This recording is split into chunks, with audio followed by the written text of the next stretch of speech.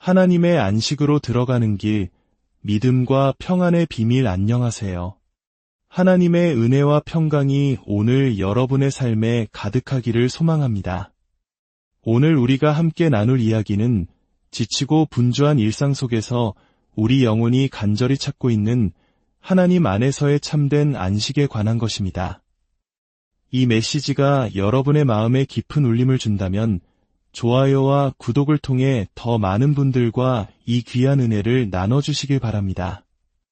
여러분의 작은 실천이 지금 이 순간에도 위로와 희망을 필요로 하는 누군가에게는 큰 힘이 될 수 있습니다. 오늘 말씀을 듣는 모든 분들의 삶에 하나님의 놀라운 평안이 강물처럼 흐르기를 간절히 기도합니다. 여러분, 혹시 안식이라는 말을 들으면 무엇이 떠오르시나요? 아마도 편안한 휴식, 아무것도 하지 않는 게으름을 생각할지도 모릅니다. 하지만 성경이 말하는 안식은 그런 것과는 차원이 다릅니다. 예수님께서는 이 땅에서 수많은 사역을 감당하셨지만 그 모든 것을 참된 안식 가운데서 행하셨습니다. 우리 역시 하나님께서 각자에게 맡겨주신 모든 사명을 감당하면서도 영적인 평안과 안식을 누릴 수 있습니다. 그렇다면 어떻게 그 안식에 들어갈 수 있을까요? 히브리서는 그 비밀을 명확하게 알려줍니다. 바로 믿음입니다. 믿는 자는 하나님의 안식에 들어갑니다. 과거 이스라엘 백성들은 약속의 땅을 눈앞에 두고도 그곳에 들어가지 못했습니다. 왜였을까요? 바로 그들의 불신 때문이었습니다. 그들은 하나님의 약속의 말씀을 들었지만 믿음으로 받아들이지 않았기에 그 말씀이 아무런 유익이 되지 못했습니다. 하지만 히브리서는 분명히 선포합니다. 하나님의 자녀들을 위해 예비된 안식이 여전히 남아있다고 말입니다. 믿음을 가진 모든 자는 그 안식에 들어갈 수 있습니다. 이제 우리의 믿음을 다시 한번 점검하고 뜨겁게 일으킬 때입니다. 예수님께서 우리의 믿음을 보시고 감탄하실 수 있도록 그분의 말씀을 온전히 신뢰하는 교회가 바로 우리가 되어야 하지 않을까요? 아멘. 주님의 말씀을 그대로 믿습니다. 라고 고백하는 저와 여러분이 되기를 축복합니다. 많은 사람들이 믿음에 대해 오해를 합니다. 믿음만 있으면 모든 문제가 사라지겠지? 기도하면 모든 어려움이 해결될 거야 라고 생각합니다. 하지만 하나님께서 우리에게 믿음을 주신 이유는 인생의 모든 고난을 없애주시기 위함이 아닙니다. 오히려 그 고난을 넉넉히 이겨낼 힘을 주시기 위함입니다. 만약 여러분의 삶에서 문제가 사라지지 않는다고 해서 여러분에게 믿음이 없는 것이 아닙니다. 혹시 몸이 아프다고 해서 그것이 믿음이 부족하다는 증거가 되는 것도 아닙니다. 그것은 단지 우리를 미워하고 어떻게든 우리를 불행하게 만들려는 사탄의 공격일 뿐입니다. 우리는 이럴 때일수록 우리가 믿는 하나님이 어떤 분이신지를 분명히 보여주어야 합니다. 사탄이 어떤 계략으로 우리를 공격하더라도 우리는 굳건히 서서 하나님을 섬기고 그분을 사랑하며 상황이 좋든 나쁘든 신실하게 그 길을 걸어갈 것을 선포해야 합니다. 때로는 이런 생각이 들 때도 있습니다. 하나님, 저에게도 뭔가 특별한 은혜를 좀 보여주세요. 제가 이렇게 헌신하고 노력하는데 왜 아무런 응답도 없는 것처럼 느껴질까요? 우리 모두 그런 시간을 겪습니다. 하지만 믿으십시오. 바로 그 시간이 우리 영혼이 가장 깊이 성장하는 때입니다. 신명기 8장에서 하나님은 이스라엘 백성에게 말씀하십니다. 내가 너희를 40년 동안 광야 길을 걷게 한 것은 너희를 시험하여 너희가 내 계명을 지키는지 아니 지키는지 너희의 마음을 알기 위함이었다. 우리는 시련을 겪기 전까지는 우리 자신이 무엇으로 만들어진 존재인지 결코 알 수 없습니다. 어떤 한 자매님은 악몽과도 같은 2년의 시간을 보냈습니다. 하지만 그 끔찍한 시간을 통과한 후에야 그녀는 자신이 얼마나 강한 믿음의 사람인지를 깨닫게 되었습니다. 그녀의 간증은 무엇이었을까요? 나는 여전히 이 자리에 서 있고 여전히 말씀을 전하며 여전히 하나님께 감사하라고 외치고 있습니다. 이것이 바로 승리한 자의 고백입니다. 반면에 그녀보다 훨씬 작은 어려움 앞에서도 하나님을 포기한 사람들이 있습니다. 그들은 지금 삶의 변두리에 앉아 왜 하나님이 자신의 인생을 편안하게 만들어주지 않았냐며 원망하고 있을 뿐입니다. 사랑하는 여러분, 우리는 다시 하나님으로 인해 가슴이 뜨거워져야 합니다. 예수님과 너무 익숙해져서 그분의 은혜를 당연하게 여겨서는 안 됩니다. 몇 년 전 저는 주님께 이렇게 기도한 적이 있습니다. 하나님, 예전에는 제게 놀라운 일들을 많이 보여주셨잖아요. 그냥 성경책을 아무데나 펼쳐도 제게 딱 맞는 말씀을 주시곤 했는데 요즘은 그런 일이 없나요? 주님은 제게 이렇게 대답하셨습니다. 나는 여전히 똑같이 행하고 있단다. 다만 내가 그것에 익숙해졌을 뿐이다. 우리는 이제 성경 룰렛 같은 유치한 신앙에서 벗어나야 합니다. 말씀을 깊이 알아서 굳이 찾아보지 않아도 우리 삶에서 말씀이 흘러나와야 합니다. 예수님을 보십시오. 사람들이 그분의 가르침 때문에 그를 절벽으로 밀어 떨어뜨리려 할 때 예수님은 그저 그들 사이를 조용히 걸어 나오셨습니다. 분노하지 않으셨습니다. 거짓 고발을 당했을 때에도 자신을 고발하는 자들에게 한마디도 변명하지 않으셨습니다.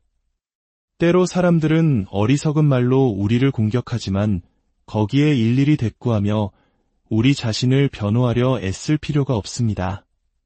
그저 잠잠히 하나님을 신뢰하면 됩니다. 겟세마네 동산에서 가룟 유다와 함께 병사들이 예수님을 체포하러 왔을 때 베드로는 칼을 빼어 병사의 귀를 잘라버렸습니다.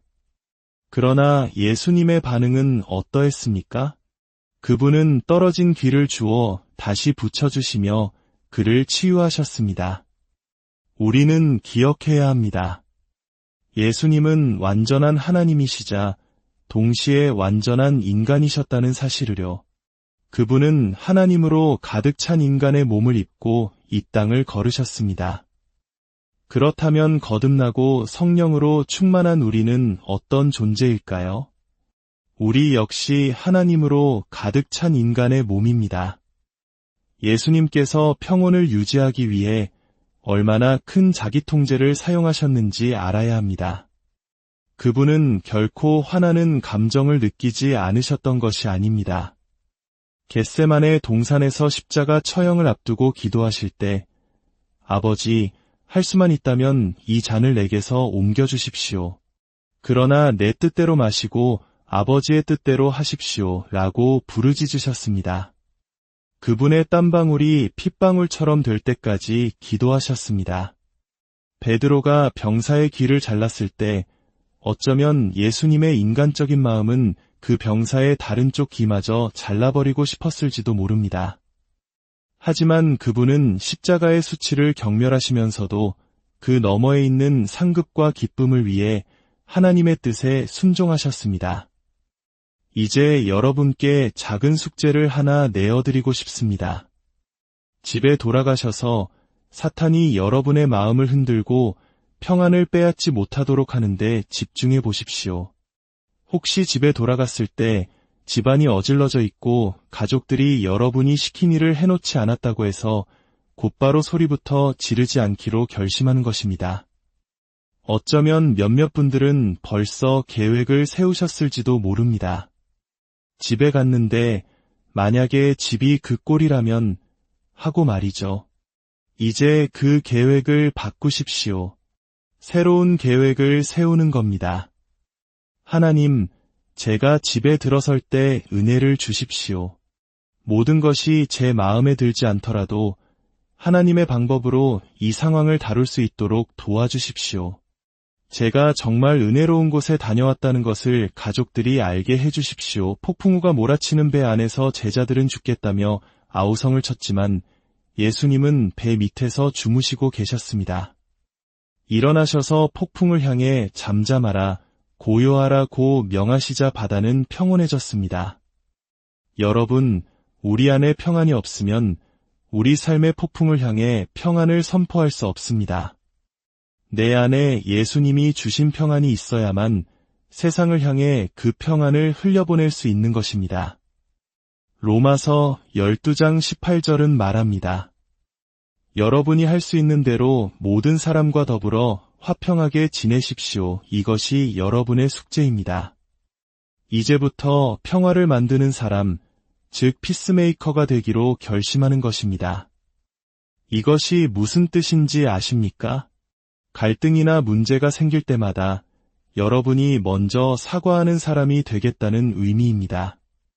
아니, 지난번에도 제가 먼저 사과했는데요. 이번엔 제 차례가 아니에요. 라고 말하고 싶을지 모릅니다. 저도 하나님께 그렇게 따져본 적이 있습니다. 그때 주님은 제게 물으셨습니다. 성경 어디에 내 차례일 때만 평화를 만들라고 기록되어 있느냐? 진실을 말씀드리겠습니다. 더 강한 그리스도인이 먼저 사과합니다. 더 성숙한 그리스도인이 먼저 평화를 만듭니다. 더 강한 그리스도인은 마지막 한마디를 꼭 해야 직성이 풀리는 대신 기꺼이 입을 다물 줄 아는 사람입니다. 상대방이 틀렸다는 것을 알면서도 그가 옳다고 생각하도록 내버려 둘 줄 아는 사람이 진정으로 강한 사람입니다. 요한복음 14장 27절에서 예수님은 말씀하십니다. 나는 너희에게 평안을 남겨준다. 나는 내 평안을 너희에게 준다. 내가 너희에게 주는 것은 세상이 주는 것과 같지 않다. 너희는 마음에 근심하지 말고 두려워하지도 말아라. 예수님은 분명히 말씀하셨습니다. 내가 너희에게 내 평안을 유산으로 남겨주었다. 이제 너희 스스로 불안해하고 동요하는 것을 멈추어라. 자존심에는 무척 힘든 일이 될 겁니다. 하지만 우리는 이제 연습해야 합니다. 네, 여보. 알겠습니다. 당신 말이 맞아요. 제 남편이 쇼핑을 하다가 그림 2점을 사왔습니다. 그 그림들은 저희 집 어느 곳에도 어울리지 않았습니다. 남편은 모든 것이 눈에 띄는 것을 좋아하는데 문제는 모든 것이 다 튀려고 하니 방에 들어가면 정신이 하나도 없는 겁니다. 저는 그 그림들이 마음에 들지 않았고 제 마음속 깊은 곳에서부터 불평이 스멀스멀 올라오는 것을 느꼈습니다. 여러분도 그런 감정을 아시죠? 마음 깊은 곳에서 시작해서 점점 위로 올라와 결국 입 밖으로 터져나오려는 그 느낌 말입니다. 여기서 핵심은 그 감정이 입에 도달하기 전에 멈추는 것입니다. 저는 그 순간 깨달았습니다. 아, 나는 오늘 저녁에 하나님의 안식에 들어가는 법에 대해 설교해야 하는 사람이지. 사탄이 바로 이 그림 문제로 내 마음을 흔들고 평안을 빼앗으려고 머리를 쓰고 있구나. 하지만 난 거기에 넘어가지 않을 거야, 라고 말입니다. 30년 전에 저였다면 아마 그 그림들 때문에 한 달은 화를 냈을 겁니다. 남편과 말도 섞지 않고 온종일 그 생각만 하며 독처럼 제 영혼을 갉아먹도록 내버려 뒀을 겁니다. 하지만 오늘 저는 5분 만에 그 감정을 극복했습니다. 왜일까요? 평안은 그 무엇과도 바꿀 수 없는 소중한 가치이기 때문입니다. 예수님께서 십자가에 달리시기 직전 수많은 것들 중에 왜 하필 내 평안을 너희에게 주노라고 말씀하셨을까요? 그만큼 평안이 중요하기 때문입니다. 마태복음 11장 28절은 우리를 초대합니다. 수고하고 무거운 짐 진 자들아, 다 내게로 오라. 내가 너희를 쉬게 하리라. 마음이 불안해지기 시작하는 그 순간, 걱정이 밀려오는 바로 그 순간, 그것을 예수님께 가져가십시오. 하지만 오늘 저는 더 깊은 차원의 이야기를 하고 싶습니다. 바로 우리 자신에 대한 우리의 생각과 말에 관한 것입니다. 지난 한 주 동안 자기 자신의 단점이나 잘못에 대해 생각해 본 적이 있으신 분 얼마나 되시나요? 아마 대부분일 겁니다. 성경은 우리 자신을 살피라고 말하지만 그것은 결코 정죄 아래서 하라는 의미가 아닙니다. 그것은 단지 우리의 약한 부분이 어디인지 파악하여 그 부분을 위해 기도하고 하나님의 도움을 구하기 위함입니다. 예수님은 우리의 죄를 용서하셨을 뿐만 아니라 우리의 죄책감까지도 처리하셨습니다. 스스로에 대해 끊임없이 나쁘게 생각하는 것은 여러분의 변화에 아무런 도움이 되지 않습니다. 오히려 그것이 여러분의 변화를 가로막을 것입니다. 죽어있고 메마른 종교는 우리에게 우리가 얼마나 끔찍하고 비천한 벌레이며 아무것도 아닌 존재인지를 생각할수록 더 영적인 것처럼 착각하게 만듭니다. 하지만 그리스도 안에 있을 때 우리는 더 이상 불쌍하고 비참한 죄인이 아닙니다. 예수님이 없다면 그렇겠지만 그분 안에서 우리는 하나님의 의가 되었습니다. 그러므로 하나님은 우리가 그분 없이 어떤 존재인지를 고백하는 것이 아니라 그분 안에서 우리가 어떤 존재가 되었는지를 인정하고 선포하기를 원하십니다. 사탄은 여러분이 앉아서 자신의 단점만 곱씹고 있을 때 가장 기뻐합니다. 왜냐하면 사람이 마음으로 생각하는 대로 그는 그런 사람이 되어가기 때문입니다. 여러분이 자신의 문제점에 대해 더 많이 생각할수록 여러분은 더 오래 그 상태에 머물게 될 것입니다. 어떤 분들은 나 자신에 대해 좋게 생각하는 것은 교만 아닐까? 라고 걱정합니다. 하지만 그 모든 좋은 것들이 오직 그리스도 안에 있기 때문에 주어진 것임을 안다면 그것은 결코 교만이 아닙니다. 우리의 정체성과 행위는 다릅니다. 제가 잘못된 행동을 할 수는 있지만 그럼에도 불구하고 저는 여전히 그리스도 안에서 하나님의 의입니다. 제 행동은 변해야 하지만 그리스도 안에서 제가 누구인지를 아는 것이 바로 그 변화를 이끌어낼 힘이 됩니다. 자신의 입으로 스스로에 대해 나쁜 말을 하는 것만큼 위험한 일은 없습니다. 난 정말 멍청해. 난 제대로 하는 게 하나도 없어. 만약 당신이 멍청해지고 싶다면 계속해서 그렇게 말하십시오. 성경은 오히려 없는 것을 있는 것 같이 부르라고 가르칩니다. 만약 여러분이 조급한 사람이라면 난 너무 성급해라고 계속 말하지 마십시오. 대신 이렇게 선포하십시오. 나는 그리스도 안에서 인내하는 사람이다. 빌레몬서 1장 6절은 놀라운 진리를 담고 있습니다. 그대의 믿음의 교제가 우리 가운데 있는 모든 선한 것을 인식하게 함으로써 그리스도 예수님께 이르도록 효력이 있게 하옵소서. 이 말씀이 무슨 뜻인지 아십니까? 우리의 믿음은 우리가 그리스도 안에서 우리 안에 있는 모든 선한 것을 인정하고 선포할 때 비로소 효력을 발휘한다는 것입니다. 만약 여러분이 믿음으로 걷고 있다고 생각하면서도 자신의 입으로 스스로에 대해 쓰레기 같은 말을 하고 있다면 그 믿음은 작동하지 않습니다. 오래전 제가 갓난아기를 안고 있을 때였습니다. 남편과 다툰 후 저는 혼자 집에 남아 이렇게 소리쳤습니다. 그래, 다 내 잘못이야. 난 엉망진창이야. 제대로 하는 게 하나도 없어. 그 순간 저는 사악한 존재가 방을 가로질러 제게 다가오는 것을 분명히 느꼈습니다. 온몸에 소름이 돋았습니다. 저는 너무 무서워서 비명을 지르기 시작했습니다. 나는 그리스도 안에서 하나님의 의다. 나는 하나님의 의다. 나는 하나님의 의다. 제가 그렇게 선포하자 그 사악한 기운이 뒤로 물러서는 것을 느꼈습니다. 그날 저는 깨달았습니다. 자신의 입으로 스스로에 대해 나쁜 말을 하는 것이 얼마나 위험한 일인지를요. 그것은 단지 나쁜 생각이 아니라 원수에게 문을 열어주는 위험한 행위입니다. 성경은 우리 안에 있는 모든 선한 것을 인정하라고 말합니다.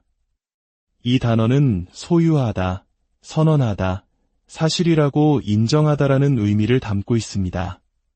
사탄이 여러분에게 너는 멍청해라고 속삭일 때 그 말에 동의하지 마십시오. 하나님의 말씀을 아는 여러분은 담대하게 선포해야 합니다. 거짓말하지 마라. 사탄아, 나는 멍청하지 않다. 나는 그리스도의 마음을 가졌다. 하나님께서 그의 아들을 보내 우리 죄의 대가를 치르게 하시고 우리에게 좋은 삶을 선물로 주셨습니다. 그런데 우리가 계속해서 스스로에 대해 끔찍한 말을 하는 것을 들으실 때 그분의 마음이 얼마나 아프실까요? 여러분은 어리석지 않습니다. 여러분은 그리스도의 마음을 가졌습니다. 여러분은 창의적이고 재능이 있으며 은사를 받은 사람입니다. 이제 그리스도 안에서 여러분 안에 있는 모든 선한 것을 인정하고 선포하십시오. 여러분의 믿음이 살아 움직이며 효력을 발휘하는 것을 보게 될 것입니다. 사랑하는 여러분, 이제 세상으로 나아가십시오. 그리고 하나님의 안식 안에서 예수님이 주신 평안을 누리며 그리스도 안에서 여러분이 누구인지를 담대히 선포하며 살아가십시오. 여러분은 혼자가 아닙니다. 전능하신 하나님께서 여러분과 언제나 함께 하십니다. 여러분의 삶에 놀라운 승리와 축복이